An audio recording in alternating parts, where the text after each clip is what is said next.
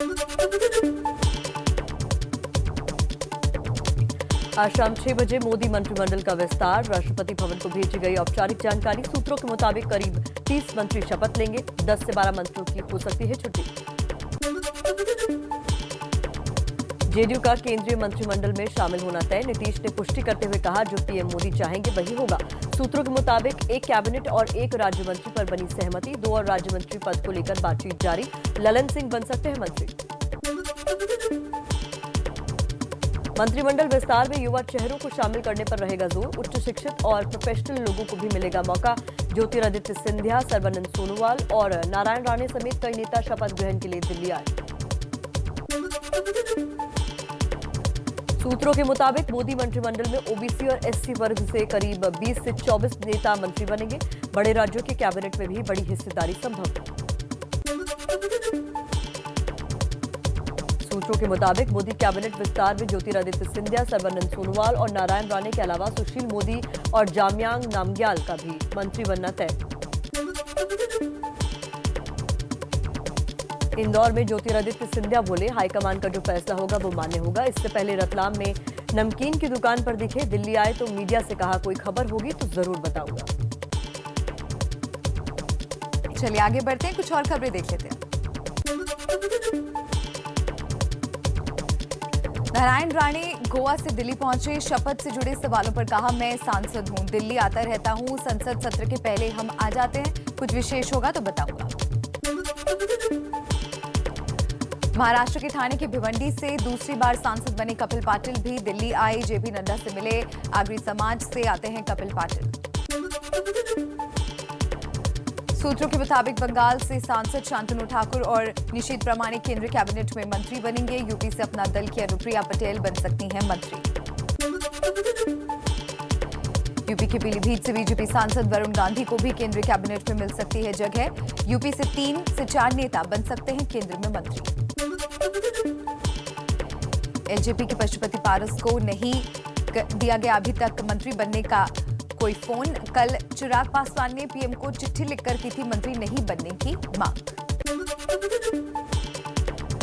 Modi cabinet में शपथ लेने वाले नए मंत्रियों को कराना होगा कोरोना का आरटी-पीसीआर टेस्ट। मंत्री के परिवार के सिर्फ एक सदस्य को शपथ ग्रहण समारोह में शामिल होने की इजाजत। जम्मू कश्मीर के लोग लोकतंत्र की बहाली के लिए बेताब हैं। कश्मीर के विकास की मुख्य धारा में शामिल होने की दिशा में पहला कदम उठा भी लिया गया है, लेकिन कुछ दल हैं जो राजनीतिक फायदे के लिए ये होने नहीं देना चाहते। कैसे जम्मू कश्मीर के राजनीतिक मानचित्र को नए सिरे से तराशा जा रहा है और इसको लेकर क्या बवाल है, पूरी खबर इस रिपोर्ट में।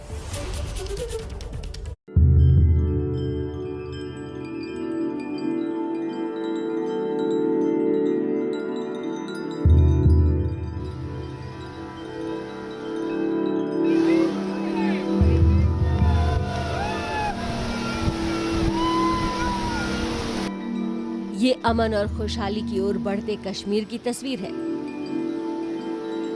लहलहाते लोकतंत्र में चहकते कश्मीर के लिए सबसे जरूरी है परिसीमन, ताकि घाटी में जल्द से जल्द चुनाव हो सके। इसलिए परिसीमन आयोग की टीम 4 दिनों के दौरे पर मंगलवार को श्रीनगर पहुंची, ताकि तमाम राजनीतिक दलों से बातचीत की जा सके। लेकिन जब बैठक शुरू हुई तो महबूबा मुफ्ती की पार्टी पीडीपी ने बैठक में शामिल होने से मना कर दिया। हमारी पार्टी ने ये फैसला किया कि हम इसमें हिस्सा नहीं लेंगे। उसकी कुछ वजूहत है। प्राइम मिनिस्टर साहब ने जो मीटिंग बुलाई थी, ऑल पार्टीज मीटिंग, उसमें उस मीटिंग के बाद हमें ये लगा था कि शायद कॉन्फिडेंस बिल्डिंग मेजर्स कुछ हो रहे हैं, लेकिन अभी तक उस बारे में कुछ नहीं हुआ। हम ये जानते हैं और हमें ये खदशा है कि जो भी फैसला इनको करना है वो ऑलरेडी हुआ है और अब ये सिर्फ फेस वॉश है। इसमें जिन पार्टीज को इन्होंने बुलाया है उनकी कंसिडरेशंस को एतबार में नहीं लिया जाएगा। जो फैसला उनको करना है और हम उस फैसले का हिस्सेदार नहीं बनेंगे। पीडीपी के अलावा आवामी नेशनल कॉन्फ्रेंस ने भी बैठक में हिस्सा नहीं लिया। इन दोनों को छोड़कर बाकी दल परिसीमन आयोग की बैठक में शामिल हुए, लेकिन जम्मू कश्मीर से अनुच्छेद 370 हटाए जाने का विरोध यहाँ भी दिखा। हमने इनको कहा कि 2019 का जो रिऑर्गेनाइजेशन एक्ट है वो हमारी नजर में गैर आईनी है, उसके खिलाफ हम सुप्रीम कोर्ट में गए हुए हैं। बेहतर ये रहता कि कमीशन इंतजार करता सुप्रीम कोर्ट के उस जो है फैसले का, जो वहाँ से आउटकम होता उसके बाद ही करते। नेशनल कॉन्फ्रेंस का ये बयान राजनीति से प्रेरित लगता है, क्योंकि उसके नेता उमर अब्दुल्ला दिल्ली में पीएम मोदी से मिलकर जल्द चुनाव कराने की बातें कर रहे थे। अब समझिए कि कश्मीर का परिसीमन वहां लोकतंत्र के लिए जरूरी क्यों है। दरअसल अनुच्छेद 370 हटने के बाद 5 अगस्त 2019 को जम्मू कश्मीर के विभाजन के बाद 2 केंद्र शासित प्रदेश बनाए गए। विभाजन से पहले जम्मू कश्मीर विधानसभा में 87 सीटें थी, जिनमें 46 सीटें कश्मीर घाटी में, 37 जम्मू संभाग में थी और 4 लद्दाख में, जबकि 24 सीटें पाकिस्तान के कब्जे वाले कश्मीर के लिए रिजर्व है। नई विधानसभा के लिए 7 सीटें बढ़ानी है। कहा यह जा रहा है कि 7 सीटें जम्मू संभाग में बढ़ सकती हैं। अगर ऐसा हुआ तो कश्मीर में तो 46 सीटें ही रहेंगी, लेकिन जम्मू में सीटें 37 से बढ़कर 44 हो जाएंगी। इसी का विरोध पीडीपी और नेशनल कॉन्फ्रेंस कर रहे हैं। राजनीति के लिहाज से जम्मू में सीटें बढ़ने का फायदा बीजेपी को मिल सकता है, जबकि घाटी में पकड़ वाली पीडीपी और नेशनल कॉन्फ्रेंस को चुनौती मिल सकती है। अभी तक घाटी में बेहतरीन प्रदर्शन करने वाली पार्टी की सरकार बन जाती थी, लेकिन जम्मू में सीटें बढ़ने की वजह से राजनीतिक समीकरण बदल सकते हैं। आगे बढ़ते हैं। इस वक्त एक अहम खबर आ रही है, फटाफट खबरों का सिलसिला बढ़ाएंगे, लेकिन इस वक्त की बड़ी खबर आपको बता दें जो कि कश्मीर से आ रही है। ये बड़ी खबर आपको बता रहे हैं, सुरक्षा बलों ने हिजबुल मुजाहिदीन के टॉप कमांडर महराजुद्दीन को मार गिराया है। हंदवाड़ा में हुए एनकाउंटर में सुरक्षा कर्मियों को ये बड़ी कामयाबी मिली है। महराजुद्दीन घाटी में कई बड़ी आतंकी वारदातों को अंजाम देने में शामिल रहा है। पुलिस, सेना और सीआरपीएफ ने ज्वाइंट ऑपरेशन में इस आतंकी को ढेर किया है। तो ये अहम खबर आपको बता रहे हैं कश्मीर से, इस वक्त की बड़ी खबर।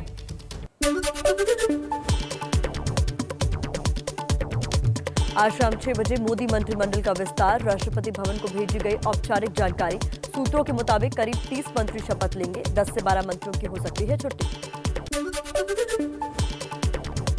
जेडीयू का केंद्रीय मंत्रिमंडल में शामिल होना तय, नीतीश ने पुष्टि करते हुए कहा जो पीएम मोदी चाहेंगे वही होगा। सूत्रों के मुताबिक एक कैबिनेट और एक राज्य मंत्री पर बनी सहमति। 2 और राज्य मंत्री पद को लेकर बातचीत जारी। ललन सिंह बन सकते हैं मंत्री। मंत्रिमंडल विस्तार में युवा चेहरों को शामिल करने पर रहेगा जोर। उच्च शिक्षित और प्रोफेशनल लोगों को भी मिलेगा मौका। ज्योतिरादित्य सिंधिया, सर्बानंद सोनोवाल और नारायण राणे समेत कई नेता शपथ ग्रहण के लिए दिल्ली आए। सूत्रों के मुताबिक मोदी मंत्रिमंडल में ओबीसी और एससी वर्ग से करीब 20 से 24 नेता मंत्री बनेंगे। बड़े राज्यों की कैबिनेट में भी बड़ी हिस्सेदारी संभव। सूत्रों के मुताबिक मोदी कैबिनेट विस्तार में ज्योतिरादित्य सिंधिया, सर्बानंद सोनोवाल और नारायण राणे के अलावा सुशील मोदी और जामयांग नामग्याल का भी मंत्री बनना तय। इंदौर में ज्योतिरादित्य सिंधिया बोले, हाईकमान का जो फैसला होगा वो मान्य होगा। इससे पहले रतलाम में नमकीन की दुकान पर दिखे, दिल्ली आए तो मीडिया से कहा कोई खबर होगी तो जरूर बताऊंगा। नारायण राणे गोवा से दिल्ली पहुंचे, शपथ से जुड़े सवालों पर कहा मैं सांसद हूं, दिल्ली आता रहता हूं, संसद सत्र के पहले हम आ जाते हैं, कुछ विशेष होगा तो बताऊंगा। महाराष्ट्र के ठाणे के भिवंडी से दूसरी बार सांसद बने कपिल पाटिल भी दिल्ली आए, जेपी नड्डा से मिले। आगरी समाज से आते हैं कपिल पाटिल। सूत्रों के मुताबिक बंगाल से सांसद शांतनु ठाकर और निशीथ प्रामाणिक केंद्रीय कैबिनेट में मंत्री बनेंगे। यूपी से अपना दल की अनुप्रिया पटेल बन सकती है मंत्री। यूपी के पीलीभीत से बीजेपी सांसद वरुण गांधी को भी केंद्रीय कैबिनेट में मिल सकती है जगह। यूपी से 3 से 4 नेता बन सकते हैं केंद्र में मंत्री। एलजेपी के पशुपति पारस को नहीं गया अभी तक मंत्री बनने के लिए फोन। कल चिराग पासवान ने पीएम को चिट्ठी लिखकर की थी मंत्री नहीं बनाने की मांग। मोदी कैबिनेट में शपथ लेने वाले नए मंत्रियों को कोरोना का टेस्ट करवाना होगा। आरटी-पीसीआर टेस्ट कराने के लिए कहा गया। मंत्री के परिवार के सिर्फ एक सदस्य को शपथ ग्रहण समारोह में शामिल होने की इजाजत होगी। मोदी सरकार ने बनाया सहकारिता मंत्रालय का काम सहकारी समितियों के लिए कारोबार को आसान बनाना होगा। सहकार से समृद्धि के सपने को साकार करने के लिए दिशा में बड़ा कदम। मोदी मंत्रिमंडल विस्तार के बाद यूपी में योगी कैबिनेट में भी होगा फेरबदल। अगले साल की शुरुआत में यूपी में होने हैं विधानसभा के चुनाव। केंद्रीय मंत्रिमंडल विस्तार से पहले 8 राज्यों के राज्यपाल बदले गए। केंद्रीय सामाजिक न्याय और अधिकारिता मंत्री थावरचंद गहलोत को कर्नाटक का राज्यपाल बनाया गया। गडकरी ने बधाई दी। बीजेपी अध्यक्ष जेपी नड्डा 3 दिन का हिमाचल दौरा खत्म कर कल देर शाम दिल्ली पहुंचे। कर्नाटक के नए राज्यपाल थावरचंद गहलोत और संगठन महामंत्री बीएल संतोष समेत कई नेताओं से मिले। पंजाब कांग्रेस की कलह सुलझने की ओर सीएम अमरिंदर दिल्ली आकर सोनिया गांधी से मिले। कहा, आलाकमान का हर फैसला मंजूर होगा, सब मिलकर चुनाव लड़ेंगे। नवजोत सिंह सिद्धू पर सवाल को टाल गए सीएम कैप्टन अमरिंदर सिंह। बोले, मुझे सिद्धू साहब के बारे में कोई जानकारी नहीं। सूत्रों के मुताबिक पंजाब कांग्रेस अध्यक्ष की कुर्सी चाहते हैं सिद्धू। सूत्रों से एबीपी न्यूज को मिली खबर के मुताबिक सोनिया गांधी ने 18 बिंदुओं पर सुनी कैप्टन अमरिंदर सिंह की बात। पंजाब में सबको मिलकर काम करने का निर्देश दिया। आज दिल्ली में राहुल गांधी से मिलेंगे बिहार कांग्रेस के सभी 19 विधायक और विधान परिषद के 3 सदस्य। कांग्रेस विधायक दल में टूट की खबरों के बीच राहुल ने दिल्ली बुलाया। सुबह 9 बजे मुलाकात। चलिए आगे बढ़ते हैं, कुछ और अहम खबरें फटाफट अंदाज में। महाराष्ट्र में बीजेपी से फिर गठबंधन के सवाल पर बोले सीएम उद्धव ठाकरे, अब भी एनसीपी और कांग्रेस के साथ हूं, कहीं नहीं जा रहा हूं। फडणवीस ने कहा था, शिवसेना से मतभेद है, दुश्मनी नहीं। आप देख रहे हैं नमस्ते भारत, जहां खबरें होती है काम की, कहानियां कमाल की, और ऐसी ही कमाल की कहानी वक्त के साथ कई चीजें बदलती हैं, जिनमें खेती से जुड़ी तकनीक भी शामिल है। देश के एक काबिल नौजवान ने कुछ ऐसा किया है जिससे अन्नदाताओं की कई दिक्कतें दूर हो जाएंगी।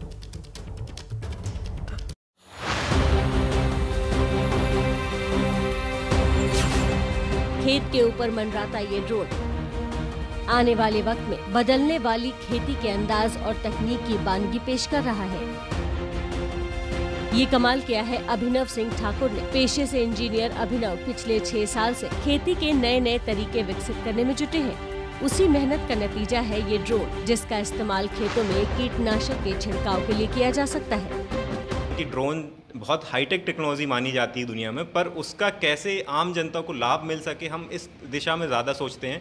जैसे कि फ़ोटोग्राफी के लिए भी ड्रोन यूज़ होते हैं, पर हमारा मकसद था कि जिसको सबसे ज़्यादा ज़रूरत है, जैसे किसान सबसे ज़्यादा परेशानी में रहता है और वो इतनी समस्याएं उसके सामने होती हैं, तो हमारे ज़्यादातर कोशिश ये होती है कि हम किसानों तक वो टेक्नोलॉजी पहुँचाएँ। 8 लाख की लागत से तैयार ये ड्रोन 30 किलो तक का वजन उठा सकता है। इसमें एक टैंक फिट किया गया है, जिसमें धान या गेहूं के बीज को भरा जा सकता है और फिर खेत में उड़ाकर बीज को क्यारियों में छिड़का जा सकता है। इस तकनीक के इस्तेमाल के लिए किसान को ड्रोन ऑपरेट करने का ज्ञान होना जरूरी है। मोबाइल या टैबलेट में गूगल मैप की मदद से खेत का नक्शा फीड किया जा सकता है, जिसके बाद ड्रोन को एक बार स्टार्ट करने पर ये बीज या बैटरी खत्म होने तक खुद ही खेत के एरिया के अनुसार बुआई करता रहता है और बीज या बैटरी खत्म होने के बाद वापस अपनी जगह पर ऑटोमेटिक लैंड होकर रुक जाता है। अभिनव ने बीएचयू के वैज्ञानिकों के आग्रह पर दिसंबर माह में इसका प्रयोग मिर्जापुर के खेतों में करके दिखाया था। और चलिए अब आपको इस वक्त की बड़ी खबर बता देते हैं, जो कि महंगाई से जुड़ी हुई है। दिल्ली और कोलकाता में पेट्रोल 100 रुपए के पार पहुंच चुका है। पेट्रोल 35 पैसे लीटर और डीजल 17 पैसे लीटर महंगा हो गया है।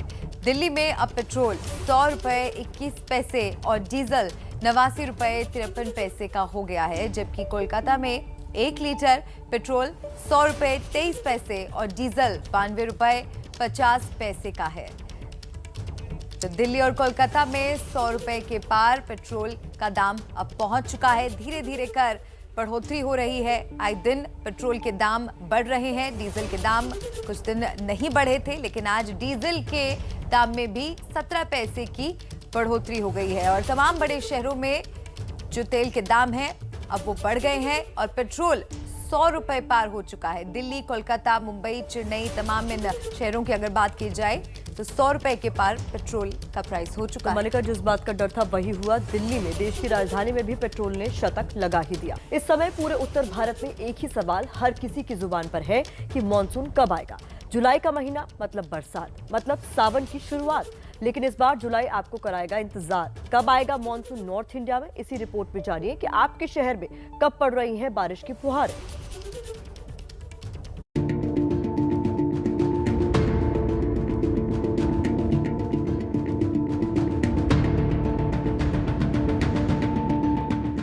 महीना जुलाई का है, लेकिन आसमान अप्रैल मई की तरह ही आग बरसा रहा है।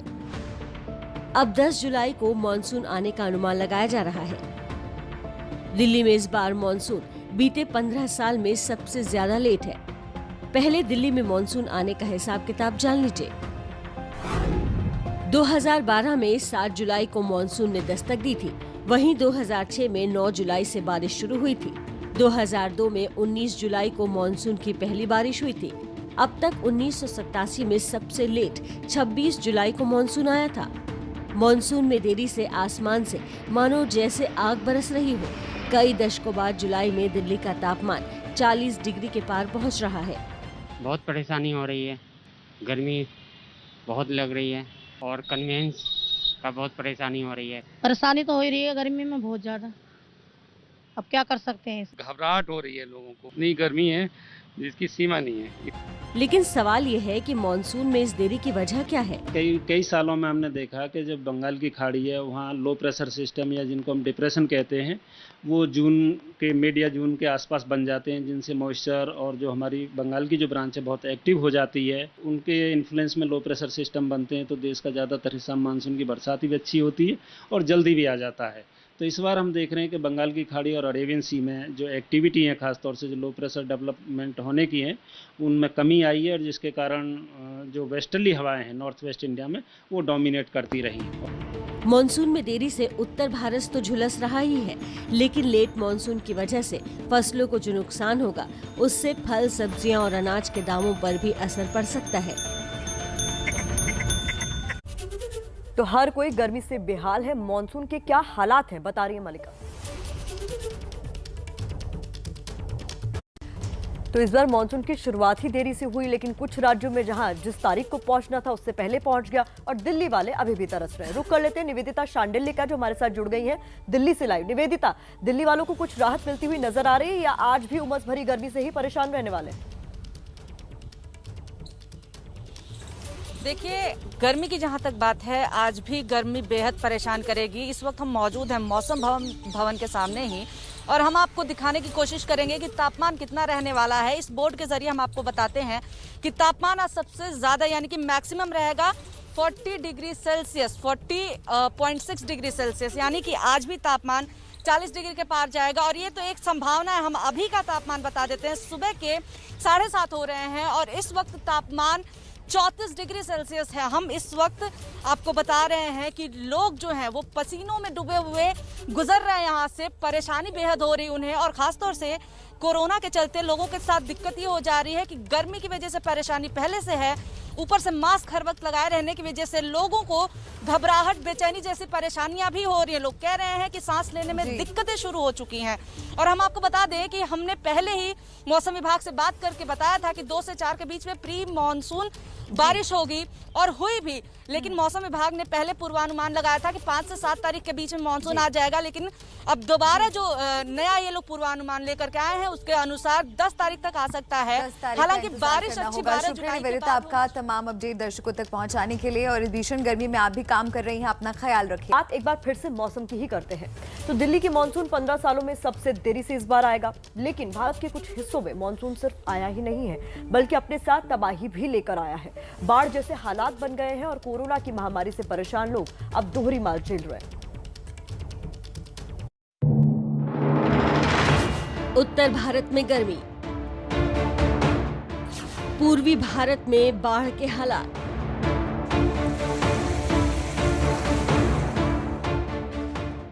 इधर उत्तर भारत बारिश के एक फुहार के लिए तरस रहा है, उधर दूसरी ओर पूर्वी भारत में पिछले कई दिनों से लगातार बारिश हो रही है, जिसकी वजह से बाढ़ जैसे हालात हो गए।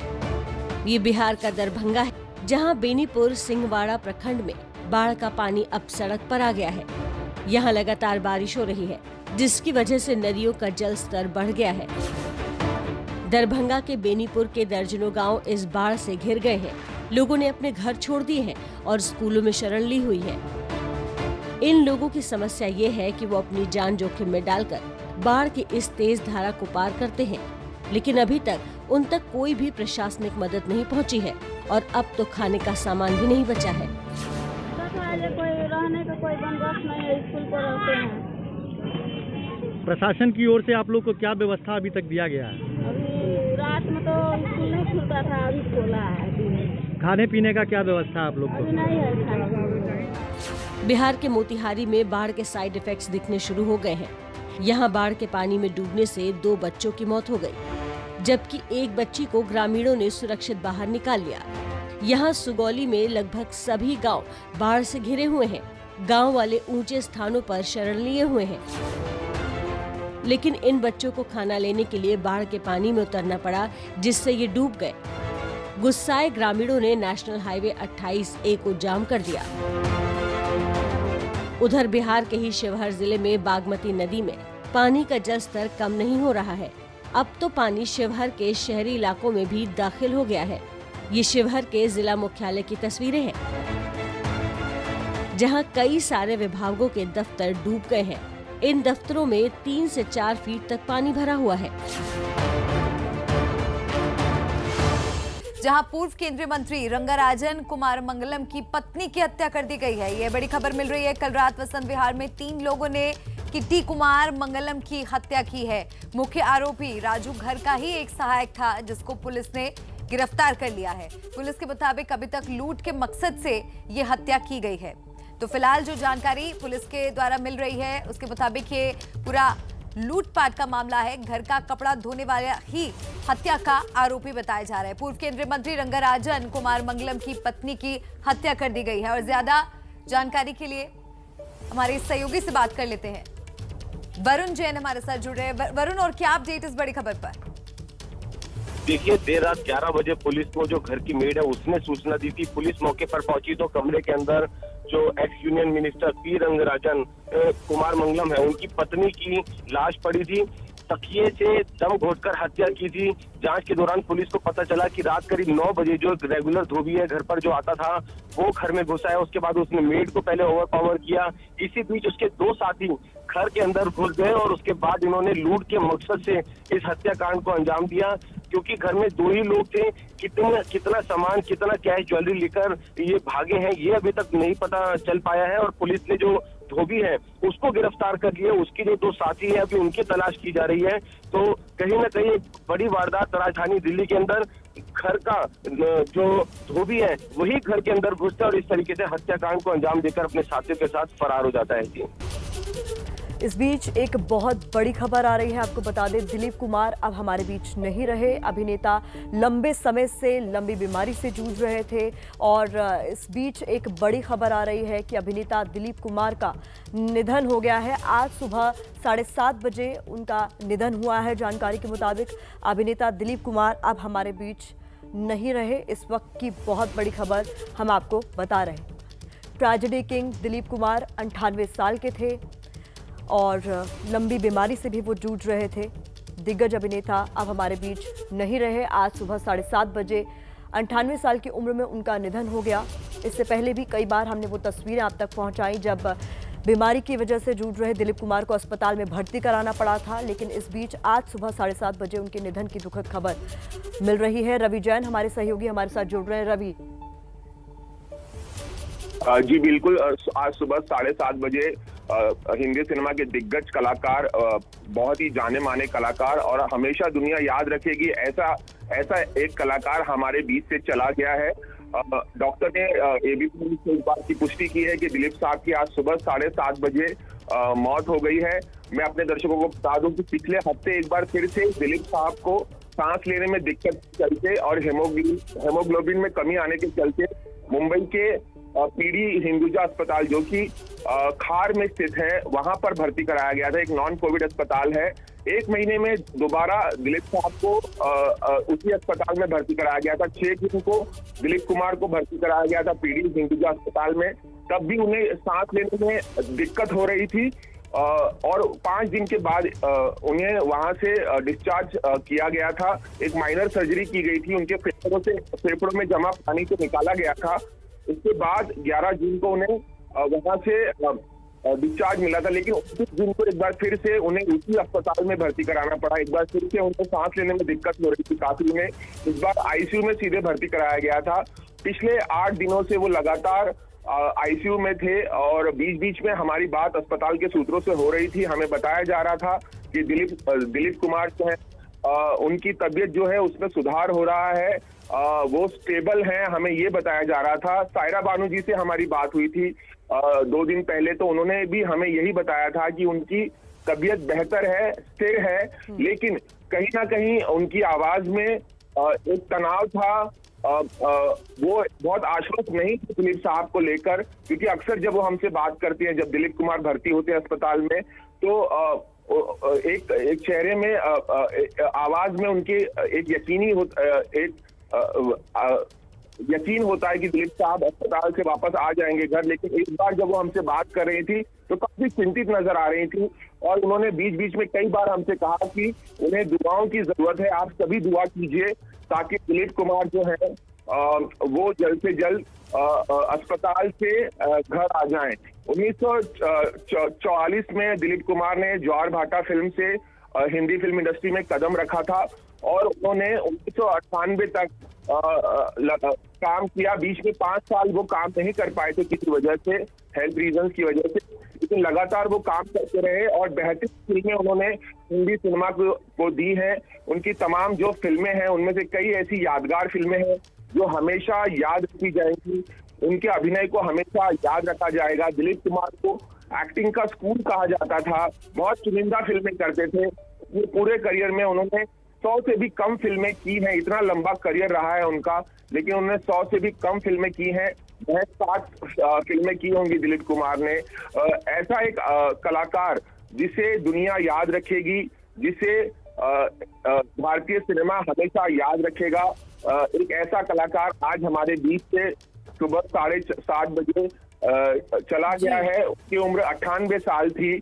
पिछले 2 सालों में अगर देखा जाए तो दिलीप कुमार को बार बार फ्रीक्वेंटली अस्पताल में भर्ती कराया जा रहा था।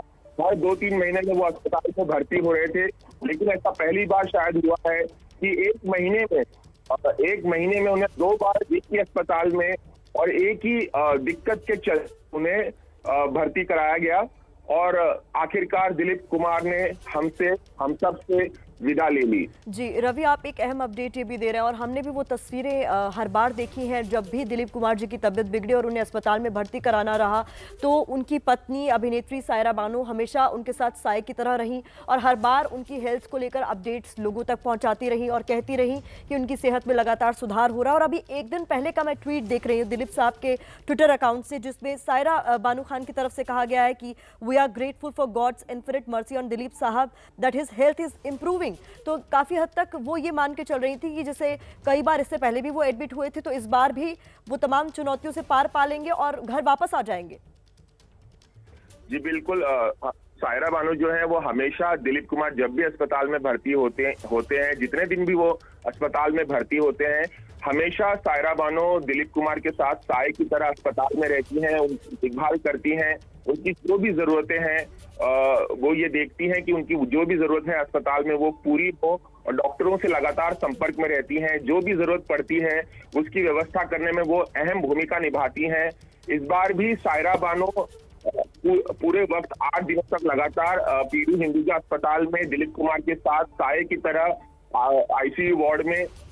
हमारी बात भी हुई उनसे 2 दिन पहले, लेकिन इस बार जब उन्होंने हमसे बात की तो उनकी आवाज में एक चिंता थी, एक परेशानी थी, इसलिए उन्होंने बहुत वक्त तक किसी से बात नहीं की। लेकिन जब अपनी चुप्पी तोड़ी तो कहीं ना कहीं उन्हें ये आशा थी, उम्मीद थी कि दिलीप कुमार जो हैं जो उनके हमसफर हैं इतने सालों के, वो ठीक हो जाएंगे और एक बार फिर से वो उन्हें घर ले जाएंगी।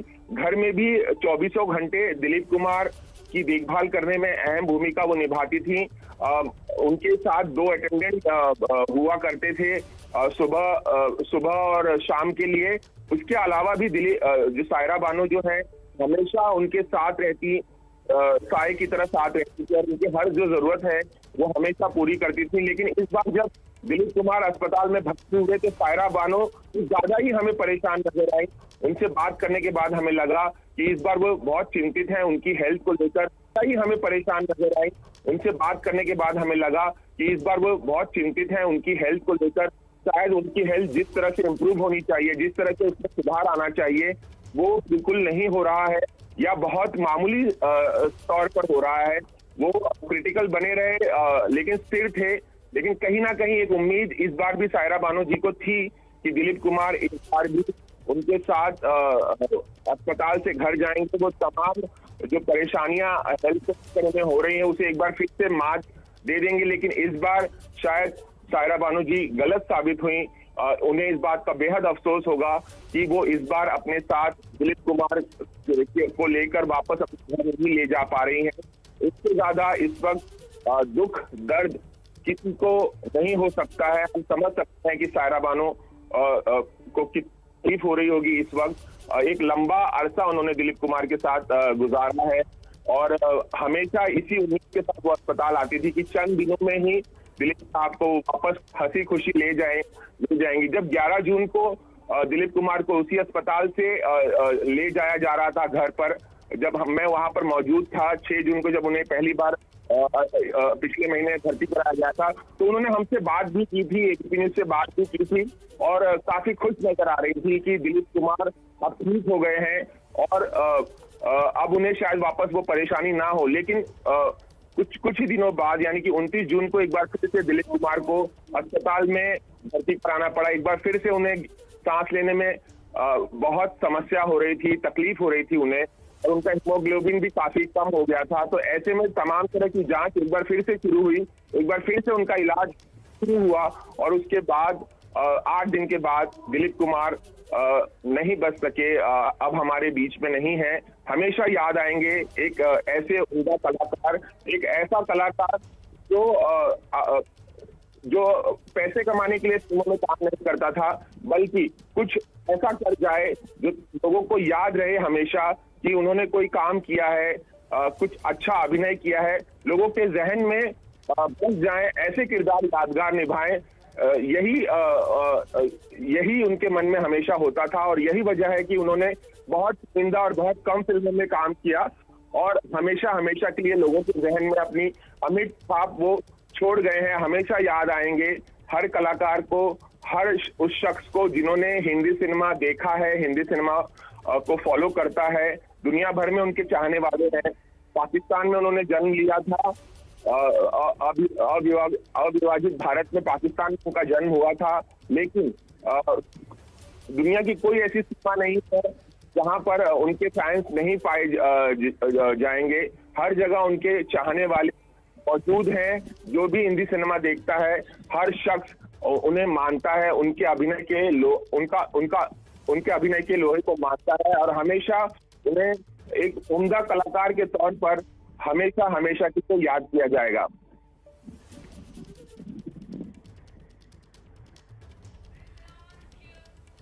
रवि, ट्रेजेडी किंग कहा जाए या फिर हिंदी सिनेमा का बादशाह कहा जाए, एक ऐसा कलाकार जिसने करोड़ों लोगों का दिल जीता है। और अगर उनकी जोड़ी की बात की जाए सायरा बानो के साथ, तो एक ऐसी जोड़ी जिनका आपस में स्नेह और सम्मान देखते ही बनता है और ये बहुत मुश्किल वक्त होगा। उनके आखिरी पलों से जुड़ी कोई जानकारी क्या आपको मिल पा रही है?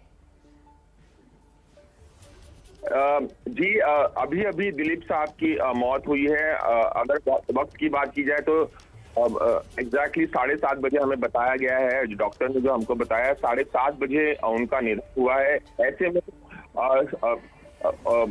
सब लोग इस वक्त तो बिजी हैं, अभी तो हम और किसी से बात नहीं हो पाई है और भी जानकारी दिलीप साहब के बारे में अभी और निकल कर नहीं आ रही है। लेकिन जल्द ही वो जानकारी भी साझा होगी और हमें वो पता चलेगा उनके पार्थिव शरीर को। रवि, आप बने रहिए इस बीच, हमारे साथ विभा कौल भट्ट हमारी सहयोगी जुड़ रही हैं, उनका भी रुख कर लेते हैं। विभा, सुबह ये दुखद खबर मिली है, 98 साल की उम्र में ट्रेजेडी किंग दिलीप कुमार का निधन हो गया। जी बिल्कुल, बहुत ही दुखद समाचार है आज ये। दिलीप साहब से मेरी खुशकिस्मती रही है कि दिलीप साहब के साथ मैंने 2 दिन पूरे बिताए थे। जिस तरह की शख्सियत वो थे, सिर्फ एक अच्छे अभिनेता नहीं, एक बहुत ही बढ़िया इंसान, एक डिसिप्लिन्ड आदमी।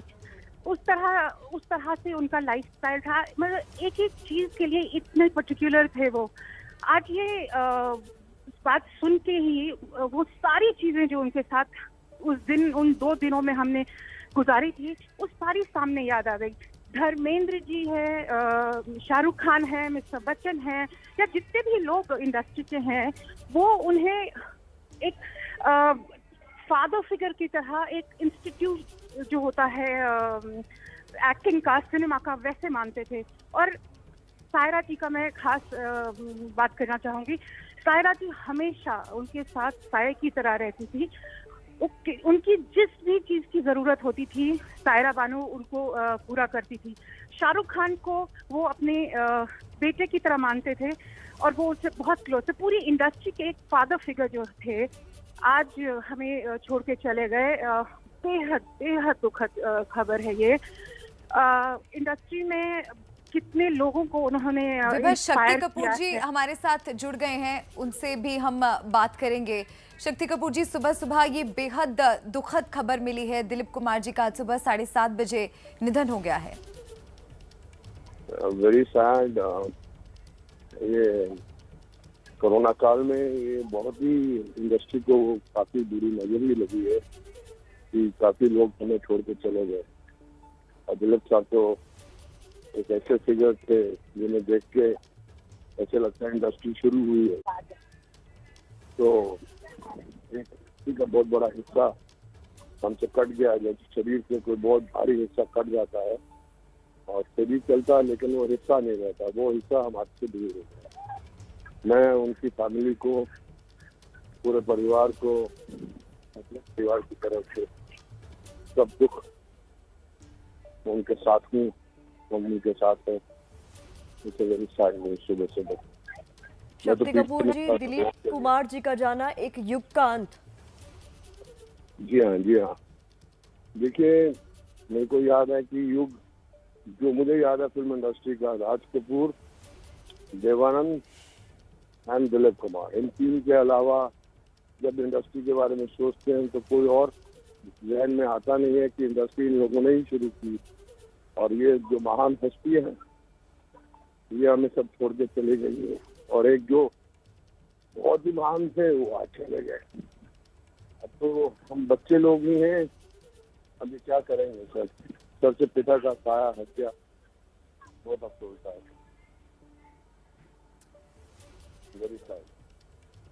जी, आप किस तरह से शक्ति कपूर जी उन्हें याद कर रहे हैं? कोई ऐसा वाकया जो आप हमें बताना चाहें उनसे जुड़ा? वो मुझे शैतान बुलाते थे। मैंने उनके साथ 2-3 फिल्में की। मैं कर्मा की और एक साउथ की फिल्म की, नहीं मैंने 4 फिल्में की, शायद 5 की है। तो वो शैतान बुलाते थे, शैतान तू, तेरा काम बहुत, कुछ भी करता है बहुत अच्छा करता है, तू देखना। जब मैं नया आया था बोलोगे एक दिन तू बहुत बड़ा स्टार बनेगा। तो मैंने कहा सर आपके साथ काम कर लिया, इसके बाद मैं स्टार बनूं नहीं बनूं, मुझे कोई ऐसी हसरत नहीं है। दिलीप कुमार के साथ काम करना, एक फ्रेम में रहना, उनके सामने जुमला बोलना बहुत बड़ी बात है। और मुझे बहुत प्यार करते थे और मेरी फैमिली के साथ काफी जुड़े थे। मेरी साली के साथ, पद्मनी जी के साथ काफी काम किया उन्होंने। तो बहुत ही नेक जेंटलमैन, पढ़े लिखे, बहुत पढ़ते थे। तो बहुत अफसोस होता है कि ये भी in this time of period, we've lost one more legend in the film industry. My heart goes to the entire family, madam. जी, शक्ति कपूर जी बहुत शुक्रिया हमारे साथ जुड़ने के लिए। इसी वक्त मैं आपको बता दूं कि ट्विटर पर दिलीप साहब के ट्विटर हैंडल से इस वक्त एक ट्वीट किया गया है जिसकी जानकारी आप तक हम पहुंचा दें। दिलीप साहब के खुद के अकाउंट से ये ट्वीट किया गया है जिसमें लिखा गया है, with a heavy heart and profound grief, I announce the passing away of our beloved Dileep Sahab few minutes ago. We are from God and to him we return. Faisal Farooqui की ओर से ये ट्वीट दिलीप साहब के अकाउंट से किया गया है जिसमें उनके दुखद निधन की खबर शेयर की गई है। इस बीच आपको बता दें कि लगातार इसको लेकर रिएक्शंस भी आ रहे हैं। अभिनेत्री खुशबू भी इस वक्त हमारे साथ जुड़ गई, उनका भी रुख कर लेते हैं। खुशबू जी, आज का दिन बॉलीवुड के लिए एक बड़ा किसी बड़े झटके से कम नहीं है। दिलीप साहब चूंकि पहले से ही लंबी बीमारी से जूझ रहे थे, लेकिन जब भी वो अस्पताल जाते थे चेहरे पर वो मुस्कुराहट दोनों की होती थी, चाहे शायरा बानू जी हों चाहे वो दिलीप जी हों, कि हम वापस लौटेंगे। लेकिन आज सुबह ये दुखद खबर मिली।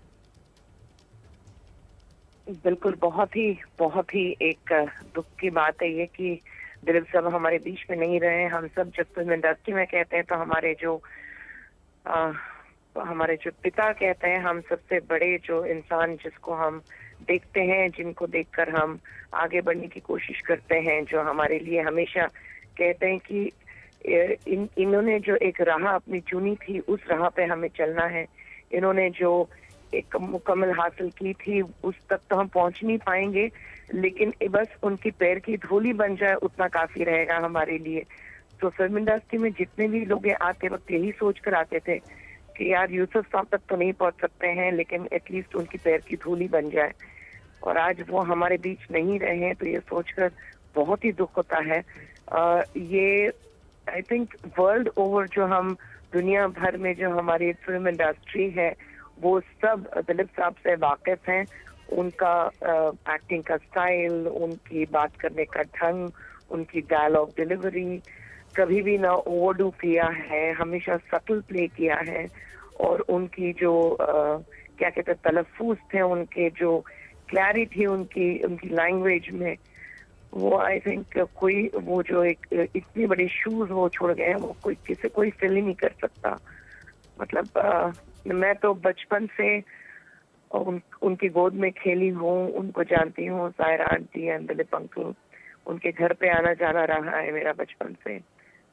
तो बहुत ही अफसोस होता है ये सोच के कि वो हमारे बीच नहीं है अभी। तो अलविदा ट्रेजेडी किंग। आज सुबह 7:30 बजे हिंदुजा अस्पताल में, जिन्हें लेजेंड कहा जाता है, हिंदी सिनेमा का बादशाह कहा जाता है, ट्रेजेडी किंग कहा जाता है, दिलीप कुमार अब हमारे बीच नहीं रहे। अंतिम सांस उन्होंने ली। लंबे वक्त से वो बीमार चल रहे थे। हालांकि कल ही इस बात की जानकारी मिल रही थी कि उनकी तबीयत में कुछ सुधार हो रहा है और ये माना जा रहा था कि हो सकता है कि शायद उनकी तबीयत ठीक हो जाए और आईसीयू से उन्हें बाहर ले जाया जाए। लेकिन आज सुबह ये दुखद खबर मिली है। और कई मशहूर डायलॉग्स हैं, कई ऐसी मूवीज़ हैं। ट्रेंड सेटर दिलीप कुमार को हिंदी सिनेमा में माना जाता था। जी, तो इस वक्त की बड़ी खबर, आज के दिन की सबसे बड़ी खबर यही है कि दिग्गज अभिनेता दिलीप कुमार अब हमारे बीच नहीं रहे। ट्रेजेडी किंग दिलीप कुमार के जाने के साथ ही बॉलीवुड में एक युग का अंत हो गया और ये एक अपूर्णीय क्षति है पूरी बॉलीवुड इंडस्ट्री के लिए। और इस बीच आपको बता दें कि राहुल गांधी ने भी इस मौके पर ट्वीट करते हुए श्रद्धांजलि अर्पित की है दिलीप कुमार जी को। लिखा है, my heartfelt condolences to the family, friends and fans of Dilip Kumar ji. His extraordinary contribution to Indian cinema will be remembered for generations to come. तो राहुल गांधी ने भी अपनी ओर से श्रद्धांजलि दी है और ट्वीट किया है।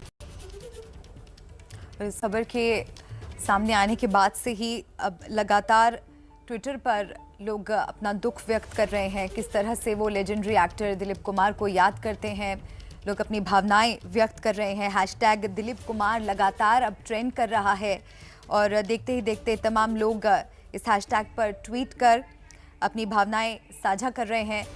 और ये बेहद दुखद खबर आज सुबह 7:30 बजे उनके निधन की सामने आई है और दिन की शुरुआत ही इस खबर के साथ हुई है। एक ऐसे अभिनेता जिन्होंने करोड़ों लोगों के दिलों में अपनी जगह बनाई, ना सिर्फ बेहतरीन कलाकार बल्कि एक बेहतरीन शख्सियत भी। सुरेश ओबेरॉय जी हमारे साथ फोन लाइन पर जुड़ गए हैं। सुरेश जी, कैसे आप याद करेंगे दिलीप जी को, क्या कहना चाहेंगे?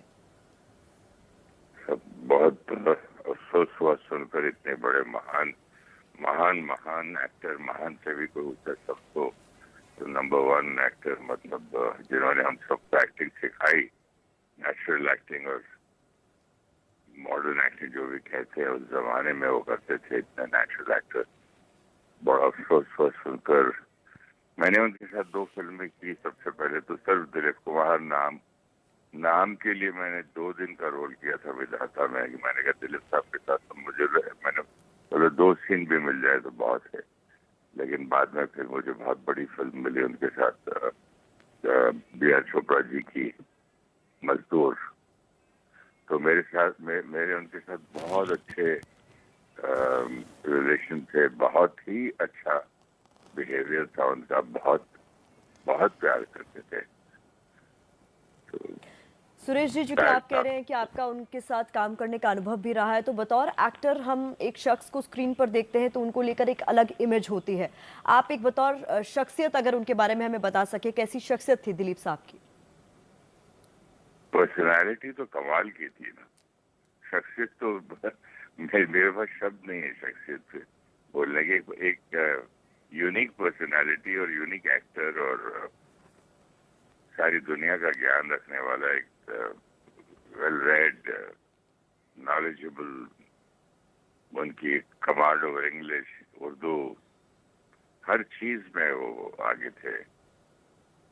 बहुत ही बेहतरीन इंसान, बेहतरीन एक्टर और बेहतरीन स्टार खो दिया हम लोगों ने।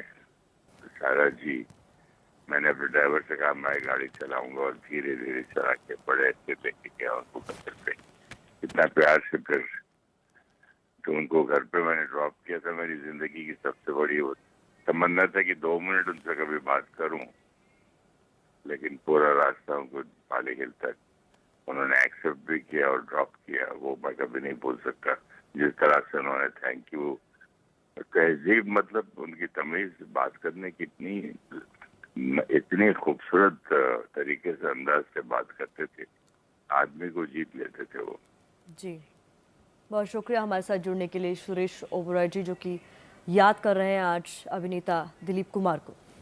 शायद उसको कोई दूसरा पुल कर ही नहीं सकता, दूसरा ले ही नहीं सकता।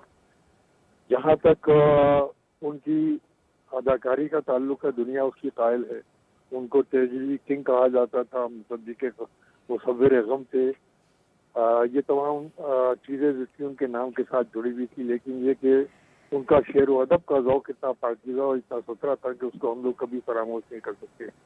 इसलिए कि मुझे याद है कि कई मौक़ों पर मुशायरों में उनकी तशरीफ़ आवरी हुई, और सबसे बड़ा कमाल उनका ये था कि इतने मसरूफ़ होने के बावजूद अगर वो मुशायरे की महफिल में आते थे तो शुरू से आखिर तक बैठते थे, और न सिर्फ बैठते थे बल्कि पूरी दिल जमाई के साथ, पूरे इन्माक के साथ शायरी को सुनते भी थे, अपना रद्द अमल भी जाहिर करते थे। कभी कभी वो शुअरा की गज़लें भी सुनाया करते थे जब उससे बहुत ज़्यादा इसरार होता था। तो वो शेर व अदब के अंदर तो ढले हुए थे ही, और यही वजह थी कि उनकी जो स्टेज की लाइफ, यानी जो फिल्म इंडस्ट्री में उसकी स्क्रीन की लाइफ थी, उसके अंदर भी जो तबादुल और जो एक रख रखाव दिखाई देता है, वो शेर व अदब के इतनी करीबी दिलचस्पी की वजह ही से हो सकता है। दिलीप साहब एक मुकम्मल शख्सियत के मालिक थे, और मैं समझता हूँ कि वो एक ऐसे अदाकार थे जिन्होंने अदाकारी को उस मकाम पर पहुंचा दिया कि सिर्फ आंखों की हरकत से, सिर्फ चेहरे के उतार चढ़ाव से उन तमाम जज्बात का इजहार हो जाता था जिसको 100 लफ्ज मिलकर बयान नहीं कर सकते।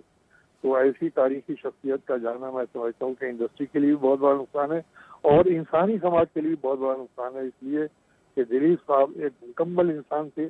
उनके हवाले से कोई चीज़, इतने बड़ा कैरियर उनका रहा, लेकिन कोई ऐसी कंट्रोवर्सी, ऐसी चीज़ सामने नहीं आई जिसके अंदर ज़रा सा भी उनकी तरफ से कोई हल्कापन जाहिर हुआ हो, बल्कि हमेशा वो मेयारों के कायल रहे और अपनी संजीदगी से हर जगह जगह बनाई, चाहे वो इंडस्ट्री हो, चाहे इंसानी समाज हो, और चाहे शेर व अदब की महफिल हो। उन्होंने कहा है दिलीप कुमार जी will be remembered as a cinematic legend. He was blessed with unparalleled brilliance, due to which audiences across generations were enthralled. His passing away is a loss to our cultural world. Condolences to his family, friends and innumerable admirers. तो प्रधानमंत्री नरेंद्र मोदी ने ये tweet किया है और याद किया है दिलीप कुमार जी को, और साथ ही ये भी बताया है कि किस तरह से उनका जाना एक बहुत बड़ा नुकसान है, न सिर्फ फिल्म जगत के लिए बल्कि पूरे देश के लिए। और साथ ही उन्होंने कहा है कि इस मुश्किल वक्त में उन्होंने प्रार्थना की है परिवार के लिए कि परिवार को इस दुख से लड़ने के लिए भगवान शक्ति प्रदान करे। थे कि भारी भरकम डायलॉग्स की जरूरत नहीं है, चेहरे से, अपनी आंखों से वो सब कुछ कह देते थे। देखिए, आज सुबह जब ये समाचार मिला तो बहुत ही शॉकिंग था, क्योंकि दिलीप साहब एक बहुत बड़े फाइटर रहे हैं। आपने पिछले दिनों भी देखा, कई बार अस्पताल गए और वापस ठीक होकर लौटे। और ऐसा ही रूप मैंने जब उनके साथ काम किया था, ऐसा ही मैंने कुछ अनुभव किया था जिंदगी में। इंसान को जिंदगी में फाइटर होना चाहिए। ये जो हाव भाव की बात की है आपने उनके चेहरे की, दिलीप कुमार साहब जो है वो कलाकारों में से है जिन्होंने एक्टिंग की कोई ट्रेनिंग नहीं ली, और उसके बावजूद वो इतने शानदार खूबसूरत मेथड एक्टर थे कि जिस सीन को करते थे कि लगता था कि ये सीन इससे बेहतर हो नहीं सकता। उनको ये गॉड गिफ्ट थी एक्चुअली। उन्होंने जिस जिस रोल में डूबे, कहते हैं ना हमारे एक्टिंग में कहते हैं कि रोल में डूब जाना चाहिए, मुझे लगता है दिलीप साहब को डूबने में समय नहीं लगता था। वो एक पल इधर होते थे और एक पल इधर होते थे। तो ऐसा कलाकार इस दुनिया में असंभव चीज है। एक अपने आप में इंस्टीट्यूशन से बहुत सारे बड़े बड़े कलाकारों ने उनको कॉपी किया है, उनसे बहुत कुछ सीखा है, उनकी एक्टिंग से, उनकी कला से। मैं इसके अलावा एक बात करना चाहूंगा कि वो सामाजिक कार्यक्रमों में बहुत बढ़ चढ़ के हिस्सा लेते थे। ये शायद बात बहुत कम लोगों को पता है। जब मुंबई के अंदर 1992 में हमारी फिल्म इंडस्ट्री में उन्होंने एक सिने आर्टिस्ट वेलफेयर ट्रस्ट बनाया था, उसकी स्थापना उन्होंने की थी। ये आइडिया दिलीप साहब का था कि आने वाले समय में जब कलाकारों को कोई प्रॉब्लम होगी, कोई समस्या होगी, फाइनेंशियल प्रॉब्लम हो सकती है, तो एक ऐसा ट्रस्ट बनाया जाए जिसमें पैसा इकट्ठा करता जाए समय समय पर, और वो वहां से उनको मदद दी जाए। तो 92 में वो उन्होंने इंस्टीट्यूशन का, उसका नाम है सिने आर्टिस्ट वेलफेयर ट्रस्ट। मैं भी उसमें एक ट्रस्टी रहा हूँ काफी वर्षों तक, और दिलीप साहब के साथ उस टेबल पे बैठ के सामने काम करके, उनके विचारों को जान के, उनकी संयम और सहनशीलता को देखकर हैरान होता था। उन्होंने ऐसे ऐसे फैसले उस ट्रस्ट में लिए कि हमारे आने वाली पीढ़ियां जो है, उन्होंने एक बिल्डिंग का आइडिया दिया था कि सिने आर्टिस्ट वेलफेयर ट्रस्ट जो एक बिल्डिंग बनाए, वहां हमारा अपना पर्सनल ऑफिस हो, वहां पे मदद के लिए कलाकारों के लिए जगह हो। तो इस तरह की जो सोच थी सामाजिक कार्यक्रमों में, ये दिलीप साहब का चेहरा कभी आगे आया ही नहीं, क्योंकि वो जो काम करते थे वो पर्दे के पीछे करते थे, हम लोगों के कंधों पे डालते थे। जो नई जनरेशन है उसके कंधों पे वो जिम्मेदारियां डालते थे कि आप लोग ये करो, ऐसा करो, ताकि कलाकारों को कोई असुविधा ना हो सके।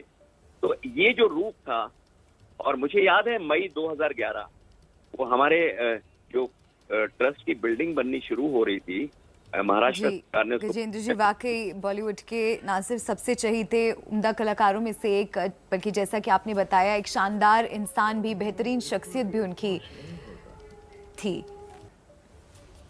जी हाँ प्रतिमा, ये जो खबर आई है उससे प्रधानमंत्री भी दुखी हैं, और जैसे ही उनको ये खबर लगी कुछ ही देर के भीतर उन्होंने दिलीप कुमार की पत्नी सायरा बानो से बात की, उनको ढांढस बंधाया। दुख की इस घड़ी में प्रभु उनको इस दुख से लड़ने की शक्ति प्रदान करे, ऐसी सांत्वना और श्रद्धांजलि उन्होंने दी है। इस वक्त देश जो है पूरा वो दिलीप कुमार की मृत्यु के बाद, निधन के बाद से दुखी है। प्रधानमंत्री भी उससे अछूते नहीं है। प्रधानमंत्री ने सायरा बानो से तकरीबन 10 मिनट तक बातचीत की, पूरा हालचाल जाना कि कैसे पिछले 1 साल से दिलीप कुमार जो है वो काफी बीमार चल रहे थे। और आज जब सुबह ये खबर आई तो उसके बाद उन्होंने सबसे पहले उनकी पत्नी सायरा बानो से बात करके उनको ढांढस बंधाया। जी, बहुत शुक्रिया विकास भदौरिया हमारे साथ जुड़ने के लिए। तो इस वक्त की बड़ी खबर विकास भदौरिया दे रहे हैं कि प्रधानमंत्री मोदी ने सायरा बानो से फोन पर बात की है, ढांढस बंधाया है, सांत्वना दी है। आज सुबह 7:30 बजे दिलीप कुमार जी का निधन हो गया। वो पीडी हिंदुजा अस्पताल में भर्ती थे। एक दिन पहले ही उनके ट्विटर हैंडल से ये खबर ट्वीट की गई थी कि उनकी तबियत में कुछ सुधार है। सायरा बानो की तरफ से लगातार अपडेट दिया जा रहा था कि स्थिति कुछ बेहतर हो रही है, लेकिन आज सुबह ये खबर मिली कि सुबह 7:30 बजे उनका निधन हो गया। हमारे सहयोगी हमारे साथ जुड़ गए हैं। सूरज, ये वाकई दुखद खबर, और दिलीप साहब को जानने वाले कई लोगों से हमने अभी बात भी की, और किस तरह से लोग उन्हें याद कर रहे हैं, क्योंकि एक बेहतरीन कलाकार तो वो थे ही, उम्दा एक्टर थे, सबके चहीते थे, और आज उनका ना होना एक बहुत बड़ी क्षति। जी बिल्कुल, आज आप देखिए कि इसी अस्पताल में वो भर्ती थे। कई बार उन्हें इसी अस्पताल में लाया गया था इलाज कराने के लिए, और रोज़ाना ये उम्मीद जताई जा रही थी कि दिलीप कुमार जी का हेल्थ इम्प्रूव हो रहा है, जिसके बाद आप सर थोड़ा बाद में रिएक्शन देता हूँ। हाँ सर, आपको कब पता चला सर? आ रहा 2 मिनट। सर आपको कब पता चला? आज सवेरे पता चला।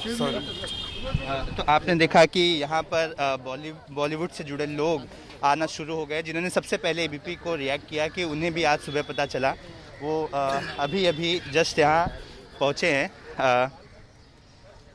सूरज, एक अपडेट ये चाहेंगे, चूंकि अस्पताल अभी पहुंच रहे हैं लोग, लेकिन आगे के रिचुअल्स क्या होंगे? कोरोना काल है, ऐसे में क्या कुछ होने वाला है? परिवार की तरफ से कोई जानकारी दी गई क्या?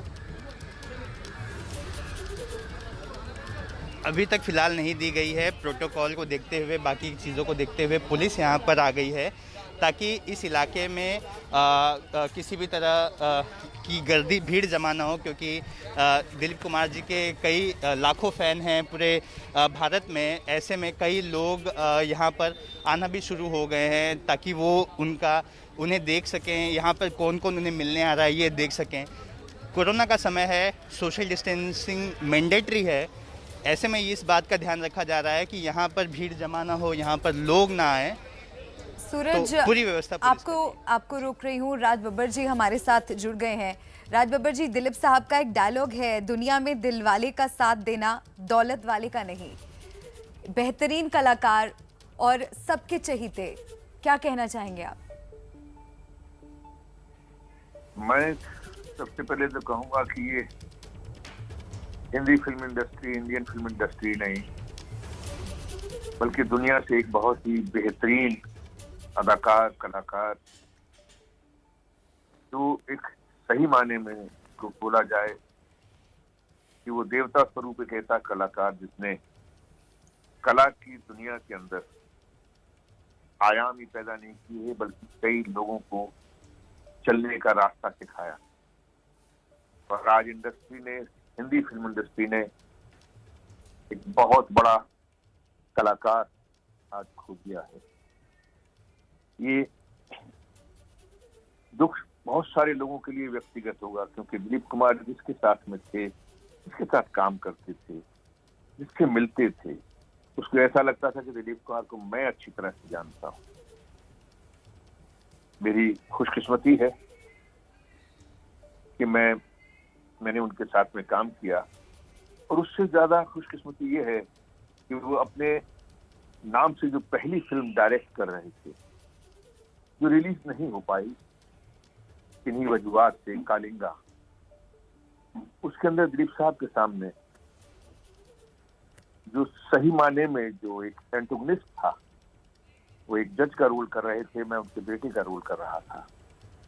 और शायद अगर वो फिल्म रिलीज होती तो मेरी जिंदगी का एक अलग पड़ाव होता। लेकिन मेरे लिए इतना ही बहुत है कि मैंने उस फिल्म के दौरान उनके साथ में मजदूर फिल्म करते हुए जो मैंने सीखा, शायद वही मेरी यूनिवर्सिटी थी, वही मेरे प्रोफेसर थे। और आज बब्बर जी, हम सभी के दिलों में दिलीप साहब हमेशा जिंदा रहेंगे।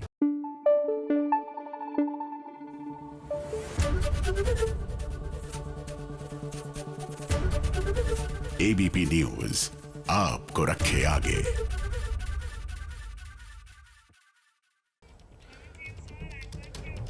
हिंदी फिल्मों के सुपरस्टार हमारे बीच नहीं रहे। इस खबर के साथ, इस दुख भरी खबर के साथ हम आपके सामने हाजिर हैं। मैं हूं विकास भदौरिया। खबरों के सिलसिले में आज सबसे बड़ी खबर यही है, हमारे बीच सबसे बड़े सुपरस्टारों में से एक रहे दिलीप कुमार का निधन हो गया है। दिलीप कुमार पिछले कुछ दिनों से बीमार थे और मुंबई के हिंदुजा अस्पताल में भर्ती थे। आज सुबह करीब 7:30 बजे उन्होंने आखिरी सांस ली। दिलीप कुमार की उम्र 98 साल की थी। दिलीप कुमार ने 70 साल के करियर में 65 से ज़्यादा फिल्मों में काम किया। फिल्मी दुनिया का सबसे बड़ा सम्मान दादा साहब फाल्के से भी उन्हें नवाजा गया था।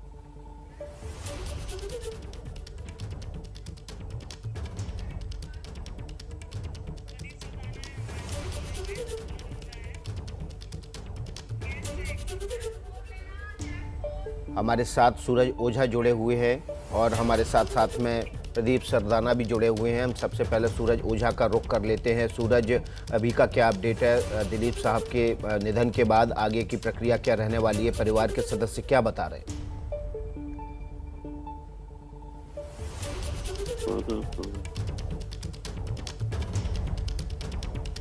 पुलिस की टीम अंदर गई है ट्रैफिक कांस्टेबल्स भी अंदर गए हैं और हर चीज़ प्लान किया जा रहा है कि कैसे इस इलाके से इन्हें इनके घर तक ले जाया जाएगा, जहां पर लोग अंतिम दर्शन करेंगे।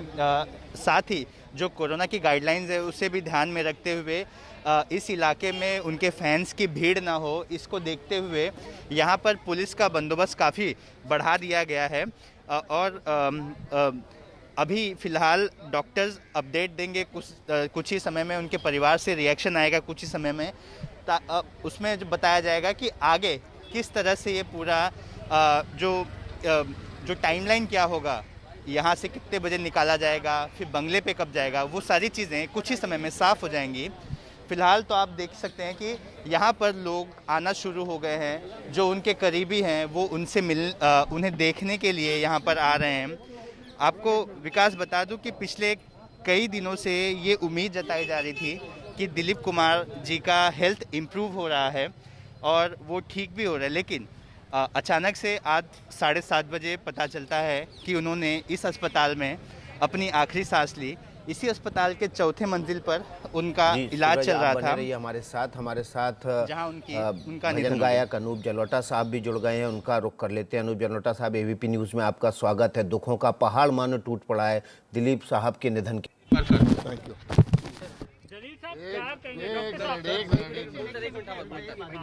प्लीज यार, तुम लोग मेरे को ऊपर जाने भी नहीं दो। सर थोड़ा जानकारी दे दीजिए कि क्या है। एक मिनट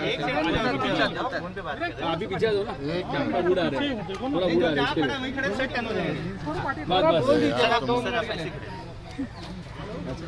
डॉक्टर साहब एक रिएक्शन। एक मिनट भाई, hello, come down, I am just overwhelmed with all this, come immediately. देखिए इस वक्त जलील साहब हमारे साथ हैं और दो मिनट क्या जानकारी है वो 2 मिनट बिजी है, लोगों को जानकारी दे रहे हैं कि किस तरह से दिलीप साहब ने अंतिम सांस इस पीडी हिंदुस्तान अस्पताल में ली, क्योंकि डॉक्टर दूर 2 मिनट रुको बाबा, 2 मिनट रुको, 2 मिनट रुकिए, कोई आने वाला है, फिर मैं बात करता हूँ। सर बेसिक जानकारी दे दीजिए सबसे पहले। 2 मिनट रुकिए प्लीज, 2 मिनट रुकिए, 2 मिनट रुकिए, have patience, I will talk, let him come.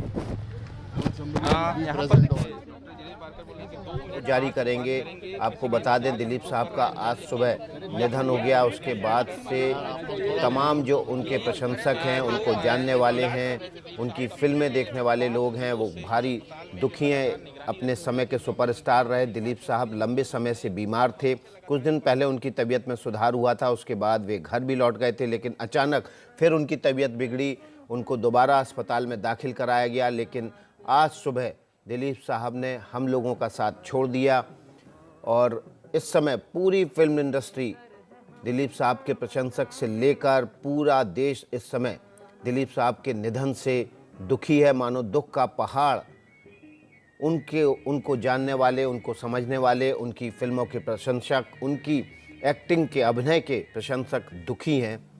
और इस वक्त जो आप तस्वीरें देख रहे हैं वो दिलीप साहब की मशहूर फिल्मों की, उनकी अदाकारी से जुड़ी हुई है। इनका नाम है फैसल फारूकी, ये इनके ऑफिशियल स्पोक्स पर्सन है। ट्विटर हैंडल जो है वो यही हैंडल करते हैं। तो जो भी आप पूछेंगे मुझसे बात कीजिए और इनसे बात कीजिए, ताकि एक बार ही हम सब आपको बता सकें। हाँ बोलिए। दिलीप साहब ने आज जो है सुबह 7:30 बजे के आसपास अंतिम सांस ली। आप लगातार इलाज कर रहे थे, क्या ट्रीटमेंट क्या? देखिए, ये वक्त नहीं है कि उनको हमने ट्रीटमेंट क्या दिया।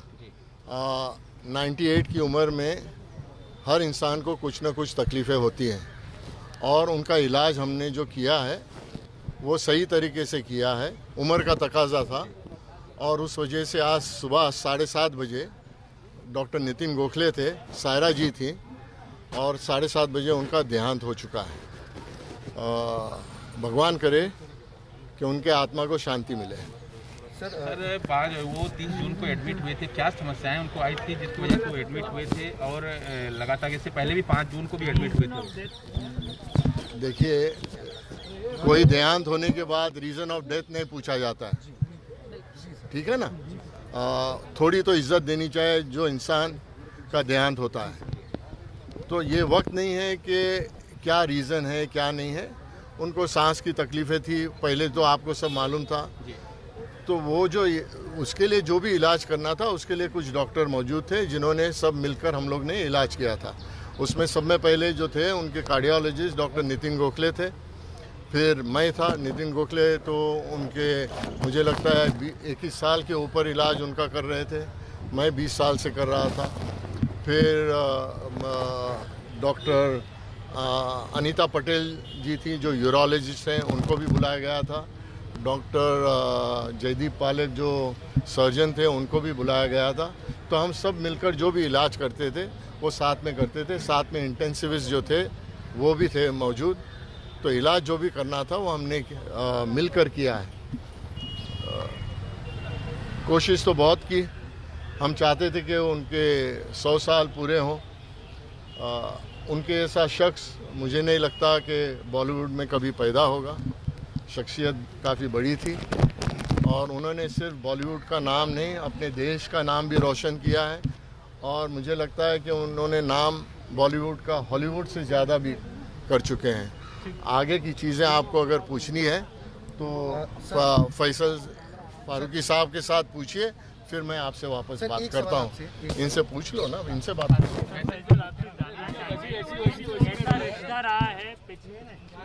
हाँ बोलिए, कैसा रिश्ता रहा है?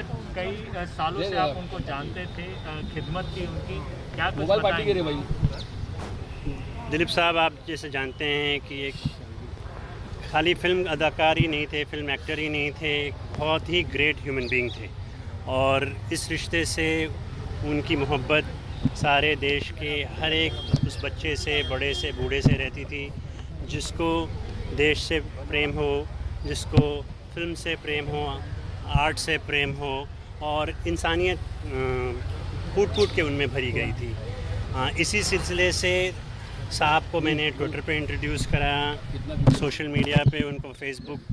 शुरू में वो ट्विटर खुद ही पढ़ते थे और मुझको बोल देते थे रिप्लाई करना। धीरे धीरे जैसे उनकी तबीयत थोड़ा नासाज हुई तो उन्होंने डिक्टेट करना बंद कर दिया। कभी पढ़ते थे, कभी नहीं पढ़ते थे। और लेकिन उनका एक पब्लिक से, एक उनके फ़ैन से, वेल विशर से हमेशा एक कनेक्शन बना रहा। चाहे वो वॉक कर रहे हों जॉगर्स पार्क में, चाहे वो बाहर कहीं जा रहे हों एयरपोर्ट पे, तो हर जगह उनकी मोहब्बत हमेशा उनके चेहरे पे लगती थी। कोई उनसे मिल जाता था तो 5 मिनट 10 मिनट तक तो खैरियत पूछते थे। और मुझे लगता है कि दिलीप साहब जैसा इंसान इस दुनिया में आज की तारीख में, और हो सकता है आगे भी, आना बहुत मुश्किल है। सायरा जी की स्थिति क्या है? सायरा जी, आपको मालूम है, सायरा जी दिलीप कुमार को, मुझको लगता है जब से वो पैदा हुई हैं वो दिलीप कुमार से मोहब्बत करती थी। और सायरा जी की ऑफिशियली उनकी 55 साल की ज़िंदगी जो as a husband and wife जो उन्होंने साथ में गुजारा है वो एक मिसाल है। फैसल जी, आगे की क्या प्रक्रिया होगी? यहाँ से दिलीप साहब का जो पार्थिव शरीर है क्या उनके घर पर ले जाया जाएगा? जी, अभी वही फैमिली और हम लोग सब लोग बैठे हैं ऊपर। कुछ ही देर में हम आप लोगों को इत्तला कर देंगे। शाम हमने ये सोचा है कि 5 बजे बैरियल उनका जुहू कब्रिस्तान में जो सांता क्रूज़ पे है वहाँ पर होगा। क्या उनका अंतिम दर्शन की उनके घर पर रखा जाएगा? क्योंकि काफ़ी फेमस थे, बॉलीवुड के आइकॉन्स हैं, राजनीतिक जगत के लोग उनके फैंस हैं। ये मैं आपको इत्तला कर दूंगा। अभी वो बात चल रही है और ट्विटर पे भी मैं आपको अपडेट कर दूंगा। जी, थैंक यू, शुक्रिया, थैंक यू। हो गया? जल्दी ले ले। हो बोलना ट्विटर हैंडल चलाते थे, उन्होंने सारी जानकारी दी है। और इस वक्त हिंदुजा हॉस्पिटल के डॉक्टर वे भी कुछ अपडेट दे रहे हैं, बता रहे हैं कि कैसे दिलीप साहब के पूरे इलाज के दौरान वो उनसे जुड़े रहे। पूरी टीम उनको कोशिश करती रही आखिरी वक्त तक कि दिलीप साहब को बचाया जा सके। उनके 100 साल को 100वां जन्मदिन मनाते हुए देखना चाहते थे।